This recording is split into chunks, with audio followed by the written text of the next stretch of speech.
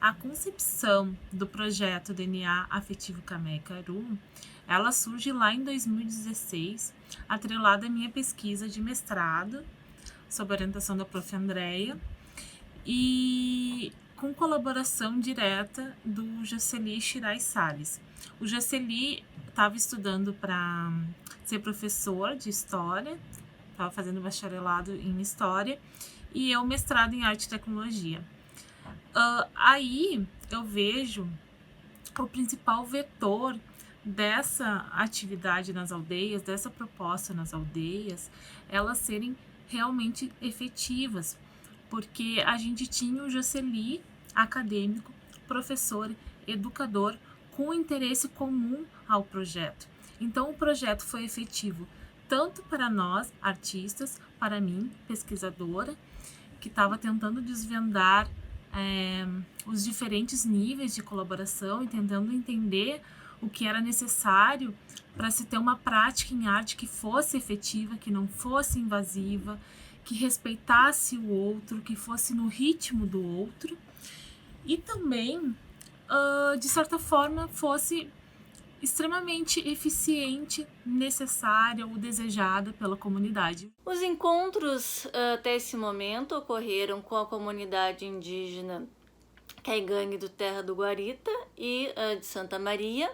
Nesses encontros, que são os laboratórios de criação, nós desenvolvemos até esse momento um mapeamento, né, de famílias que são Caimé e Cairu, que é a estrutura social dos caigangues, e também desenvolvemos a própria construção do jogo digital Caimé e Cairu, onde as crianças fazem os desenhos, né, relativos aos alimentos, aos costumes, às atividades que desenvolvem na aldeia, e todo esse material depois vai para o próprio jogo. Bom, o jogo ele tem 3 objetivos principais. O primeiro dele é relacionado à própria estrutura social caigangue, né, que é dividido em Caimé e em Cairu. Então o jogo ele trabalha essas questões sociais.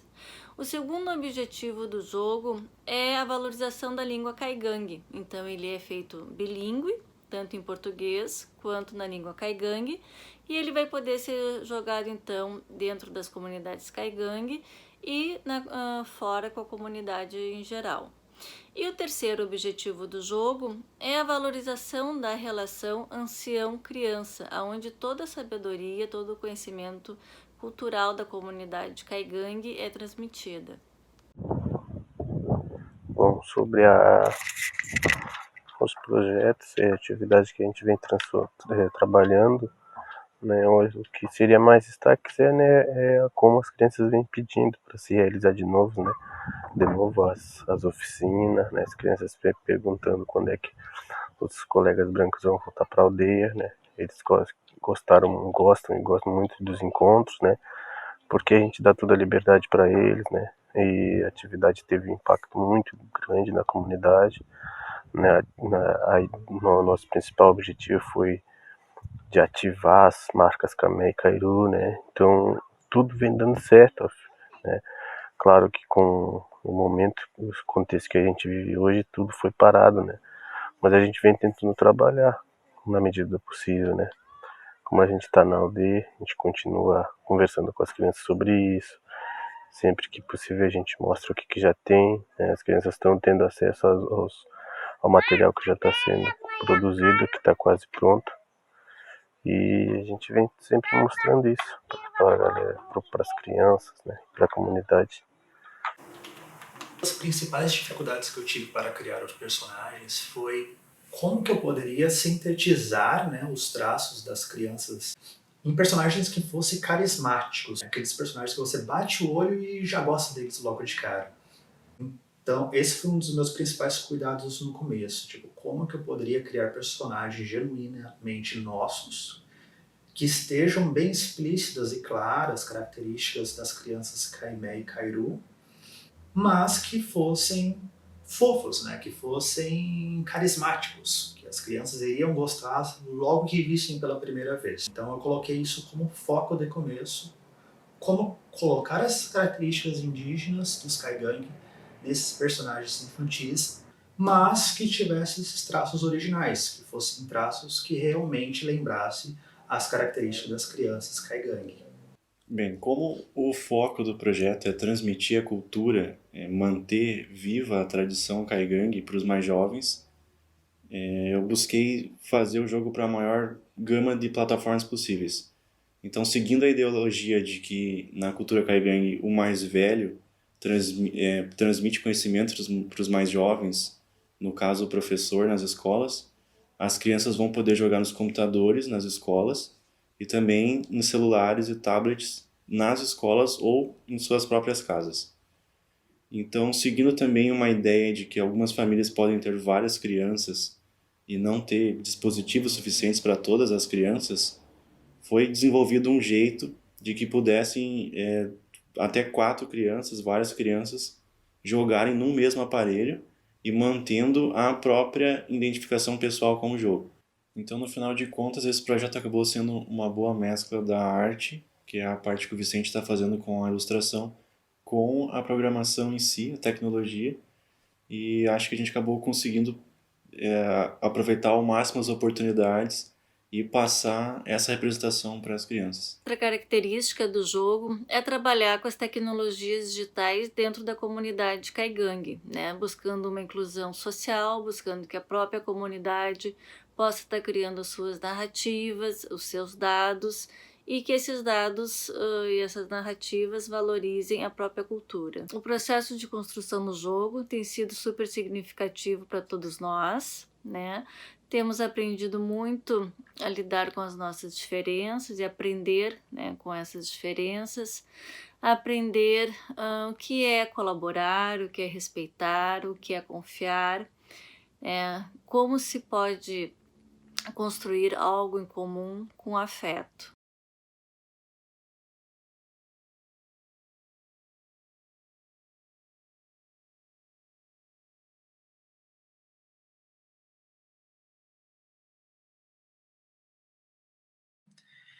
Y pues han salido como dos cosas. Un lado de una organización de vecinos, ¿no?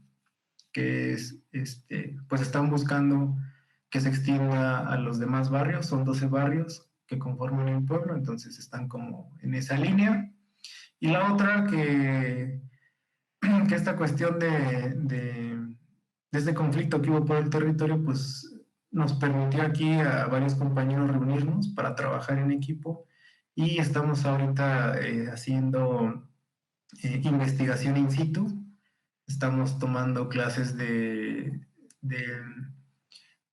conservación de patrimonio, el registro, o sea, de monumentos, algunas clases express de arquitectura. Entonces, es un grupo multidisciplinar que estamos enfocados como en abarcar aspectos históricos, sociales, antropológicos, etcétera, etcétera.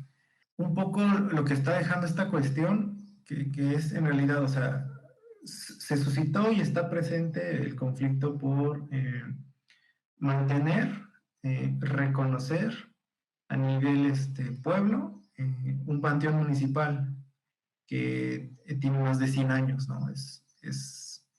Me atrevo a decir que es uno de los más viejos en el estado de Tlaxcala, que es el estado en donde está mi pueblo, ¿no? que es San Pablo del Monte, y el nombre náhuatl de San Pablo es Cuauhtotuatla. Entonces,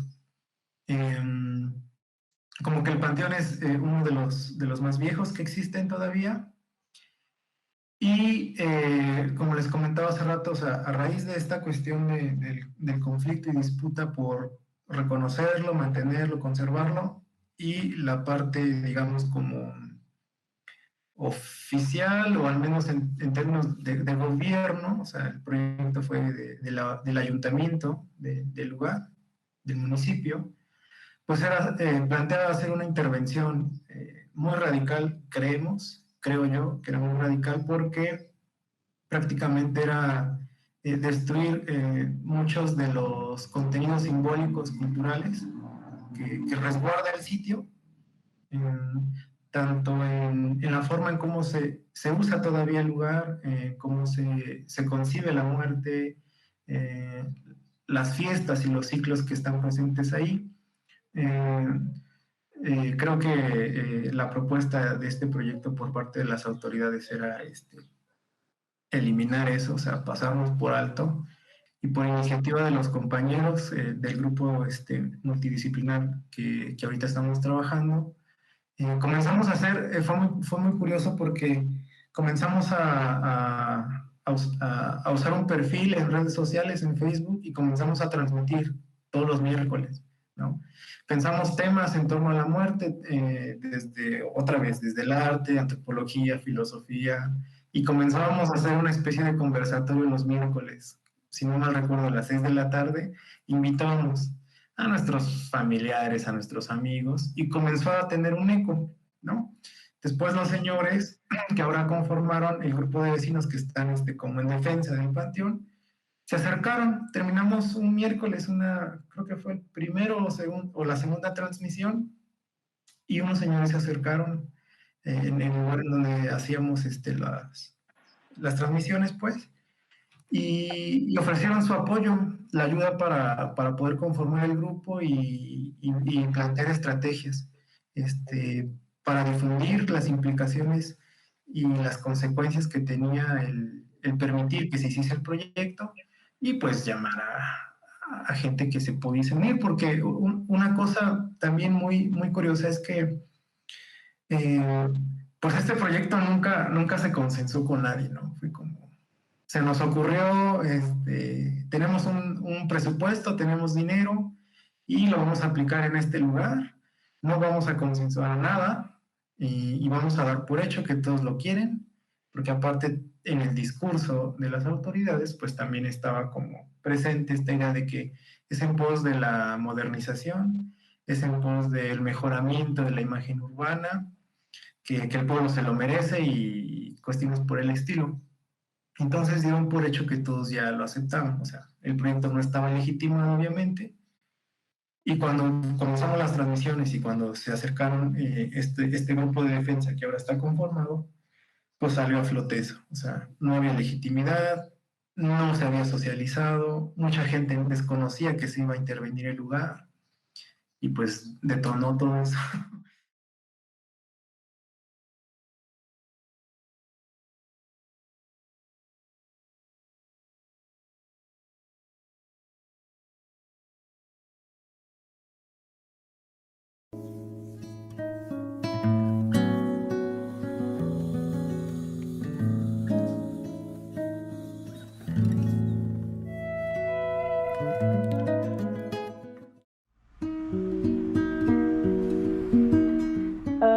Oi, sou Jaqueline Tedesco, sou do curso de Direito na FURG e fui a primeira bolsista do projeto Raízes Indígenas na FURG.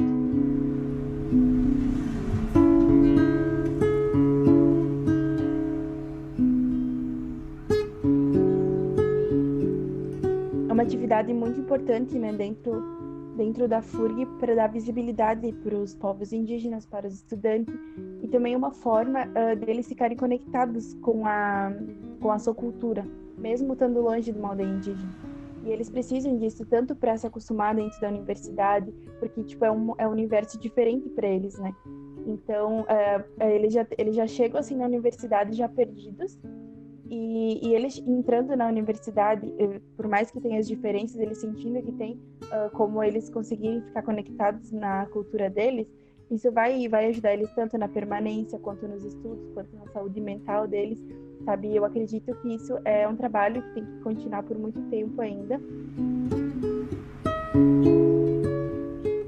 E também vai além só da universidade, porque como a gente faz trabalhos com as aldeias indígenas, é um jeito de levar o ensinamento também que a gente tem dentro da universidade para as aldeias indígenas. Isso ocorreu em vários momentos, como, por exemplo, na viagem de saída de campo que a gente fez para a aldeia Pinhalzinho, que fica situada em Planalto, no norte do Rio Grande do Sul, e que a gente levou ensinamentos como, por exemplo, audiovisual, a gente mostrou algumas coisas para eles.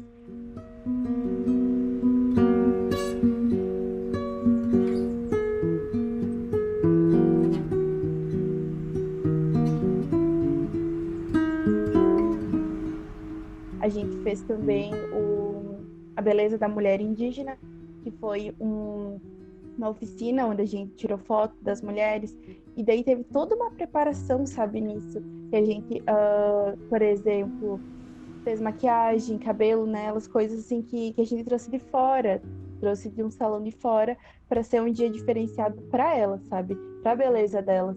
E nisso a gente tirou as fotografias e ficou assim muito bonito, sabe, ver a alegria assim delas em poder estar se sentindo tipo arrumadas, se sentirem bonitas assim, sabe, foi muito gratificante tudo isso aí. Claro, além do material que a gente conseguiu, mas sabe, mas ver a felicidade assim delas não tem preço.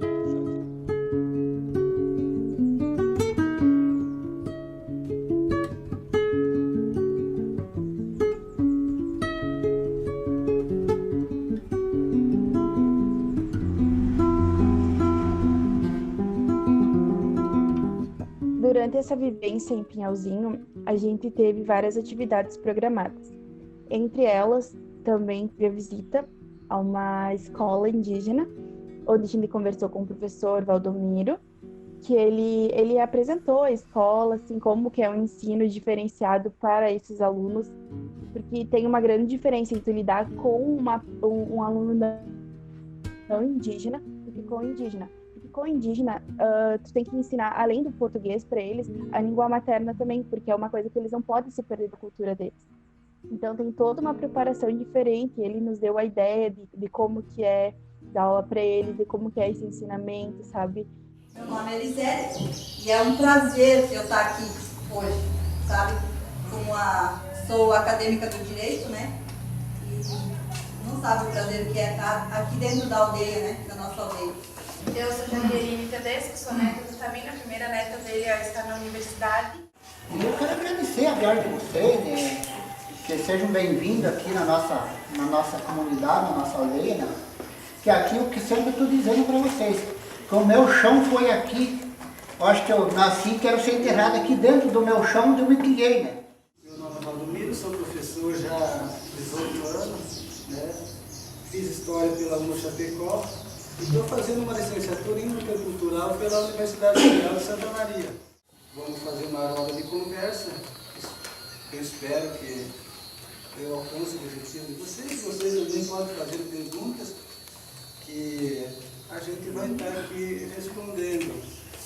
E não é aquela história escrita lá, do descobrimento do Brasil, que 500 anos de história foi totalmente contada diferente. E essa história foi inventada, e essa história a gente pretende contar do nosso jeito, o que é a realidade. Foi isso que a gente estudou, buscou formação. A gente teve uma conversa com lideranças indígenas que explicam um pouco sobre a cultura para as pessoas que são não indígenas. Ao irem a uma aldeia indígena, eles fazem essa mediação, né, para ter noção de como funciona uma aldeia indígena. É bem importante a vinda de vocês aqui.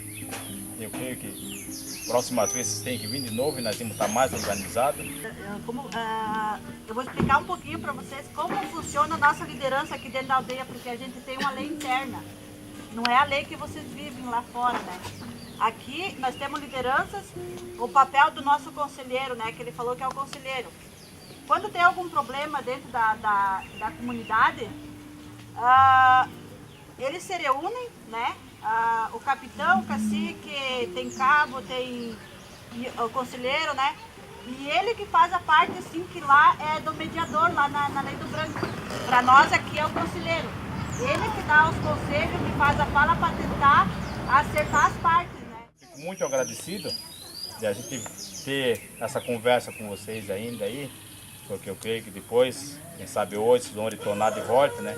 Mas que fica nos nossos corações, tudo que vocês vieram aqui, eu creio que vocês vieram aqui por um objetivo, né?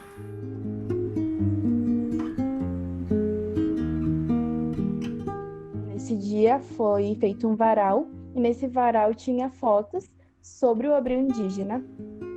Também a gente conseguiu fazer grafismos caigangue e guarani, e a gente fez os moldes, acho que se chama assim. E daí a gente conseguia pintar através desses moldes na parede e ficava os grafismos.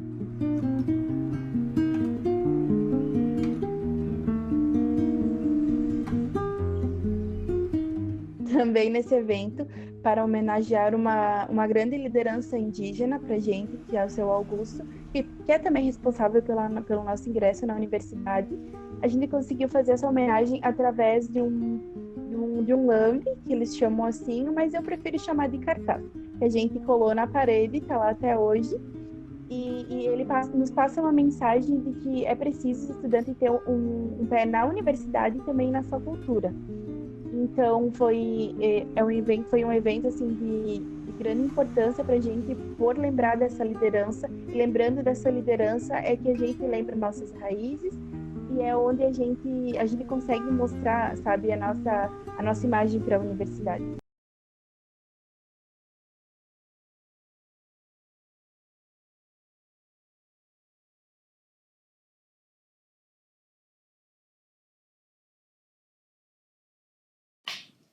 Olá, me chamo Valéria Pinheiro, moro na cidade de Frederico Westphalen, sou artista plástica, idealizadora e coordenadora do projeto Arte Sem Fronteiras. O projeto Arte Sem Fronteiras surgiu numa das visitas que eu fui para Moçambique, a convite da ONG chamada Fraternidade Sem Fronteiras. Naquele momento, a ONG me convidou para fazer uma oficina com as crianças e adolescentes de Moçambique, Muzumbuia. Vendo todo o contexto, conhecendo um pouco melhor as crianças e a realidade de lá, surgiu a ideia de talvez a gente continuar com o trabalho, né? Não só mais em forma de oficina, mas em um formato de um projeto. E foi o que aconteceu. Eu voltei para o Brasil, desenvolvi um projeto da forma que a gente poderia fazer através de vídeos e que eu conseguisse me comunicar com eles lá. E claro que de forma presencial também, né? Passando o tempo, alguns conhecidos e pessoas de outros estados que fazem parte de outras ONGs foram conhecendo o projeto lá em Moçambique e fizeram um convite para participar dos projetos que eles atuam aqui no Brasil. Então, o projeto foi crescendo e hoje a gente tem em torno de 1.000 participantes do projeto. O projeto visa sempre trabalhar com crianças de baixa renda em situação de vulnerabilidade social. Quando o projeto já estava em andamento, surgiu em mim a vontade de participar de uma forma de estudo e ver se realmente esse projeto ou a arte faz algum efeito, né, na vida desses participantes.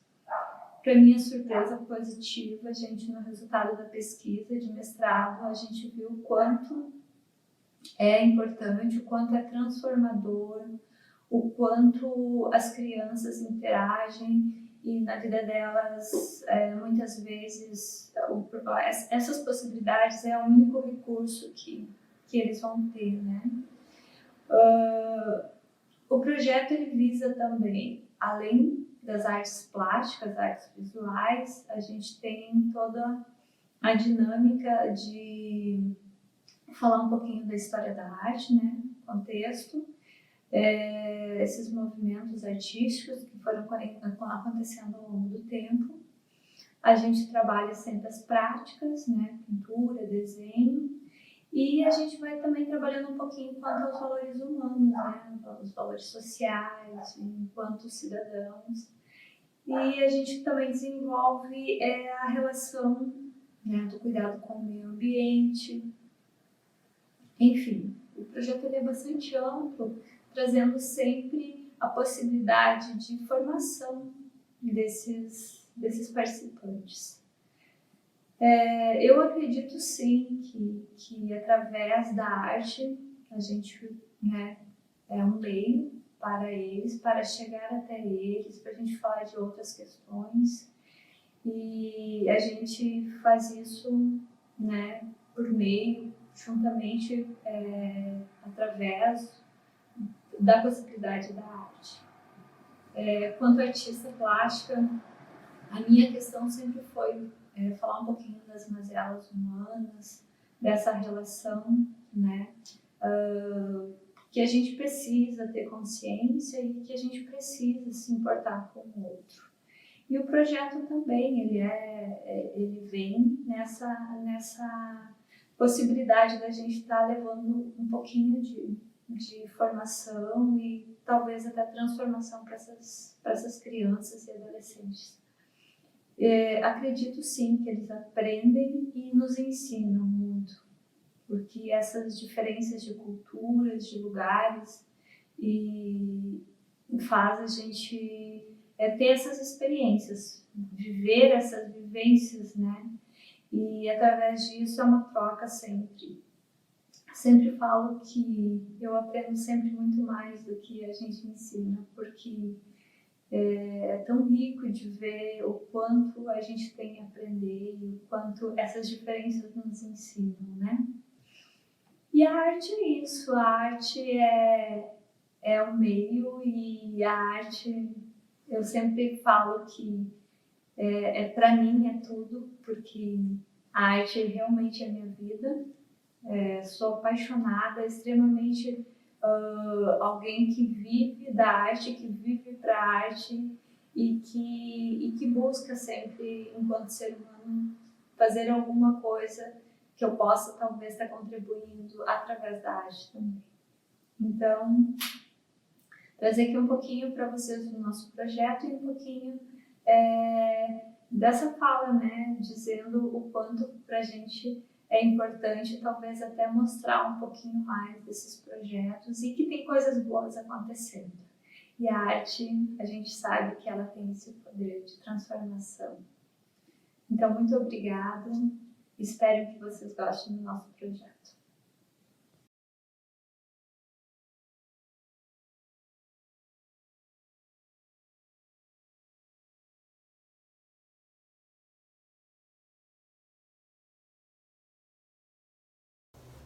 Olá, meu nome é Bárbara Milano, eu sou artista visual, trabalho sobretudo com performance e fotografia.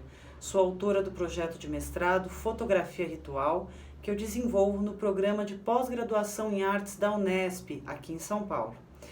Desse trabalho eu tiro um fragmento que trago aqui para vocês na exposição Arte e Cosmologias como curador, conhecedor de mistérios. Essa forma de se referir ao pajé Ninauá, Runicuim, que eu conheci em 2017, que origina todo esse processo em minha vida, é uma forma muito afetuosa que utilizei no ensaio e achei bonito, achei que era bacana reverberar. Também pela dicotomia de no mundo da arte, a palavra curador se referia a esse escolhedor das artes, enquanto na cultura tradicional esse cuidador, esse rezador.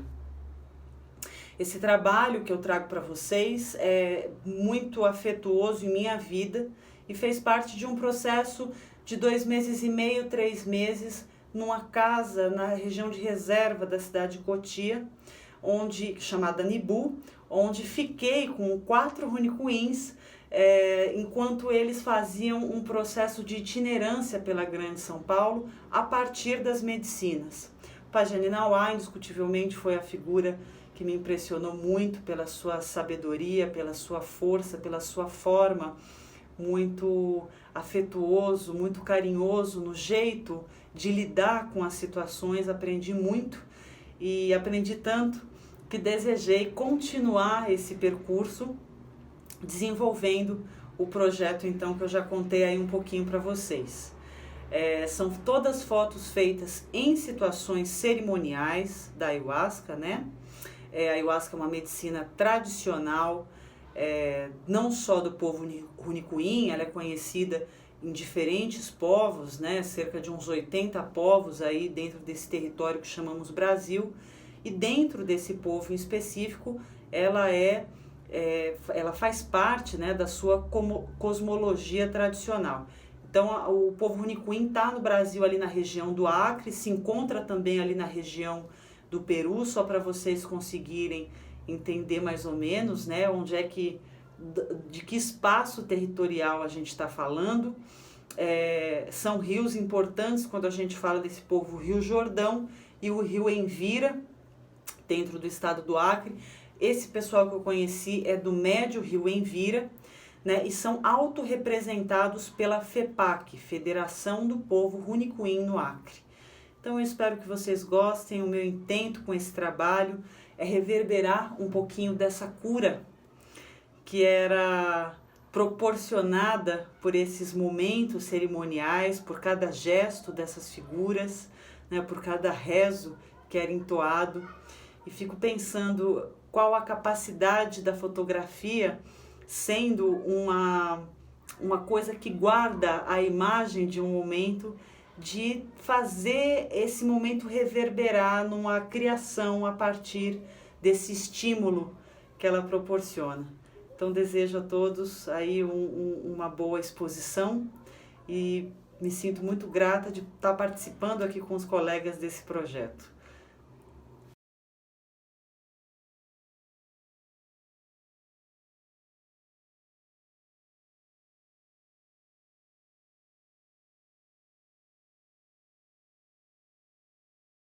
Caro porã pamelpé, tireru ubiratã, abareteju, tirecoa pacoatã, coaru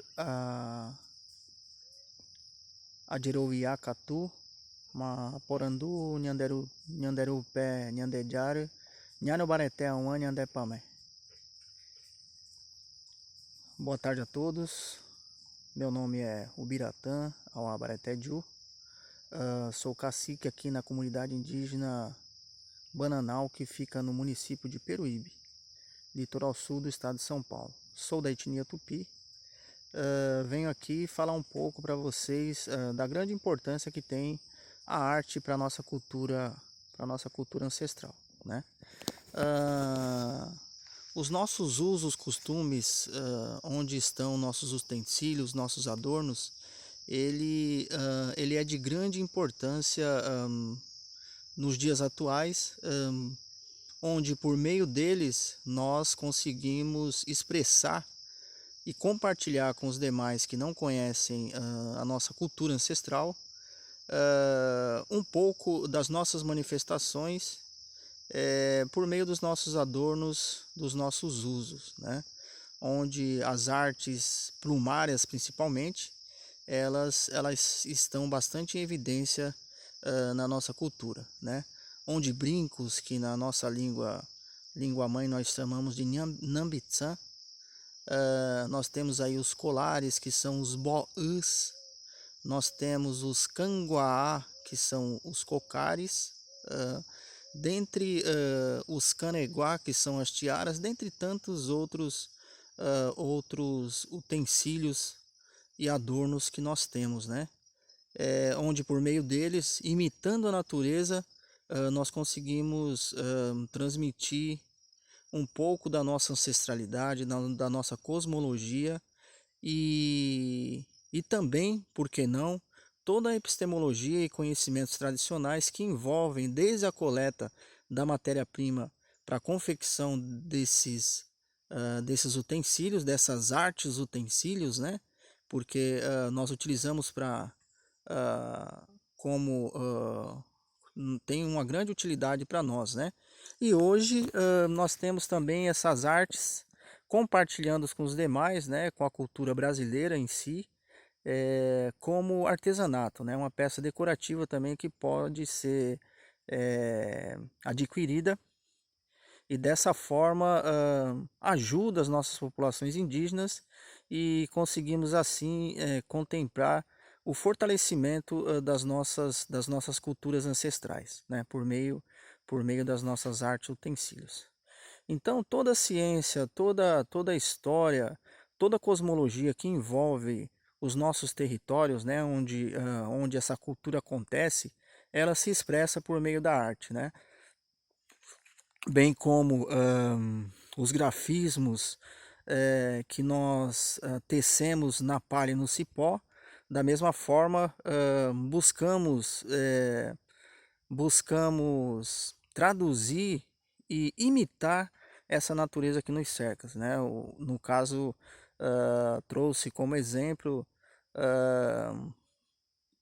um adorno para nós que é o brinco, né? Em formato de flores, imitando as orquídeas, né?